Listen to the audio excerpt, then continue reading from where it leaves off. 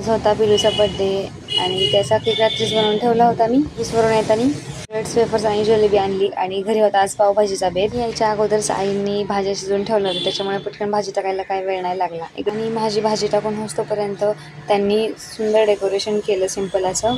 मी यावर्षी पिल्लू खूप एक्सायटेड होता, म्हणजे गेल्या वर्षी त्याला एवढं काही समजत नव्हतं की बर्थडे. ह्या वर्षी खूपच तो एक्सायटेड होता आणि त्याने केक तर एवढा खाल्ला की काय बोलायचंच काम नाही. सगळ्यांनी त्याला केक चारला आणि केक कापून झाल्यावर सगळ्यांनी मस्त असं जेवण केलं. आणि आज बेत होता पावभाजीचा आणि सोबत जलेबी आणि केक तर असतोच, वेफर्स चॉकलेट. मला मदत करू लागत होत्या, सोबतच मी पाव भाजत होते आणि इकडं आईंनी सगळ्यांना जेवण वाढलं होतं. जेवण झालं आणि आम्ही परत पुन्हा गिफ्ट ओपनिंग चालू केली.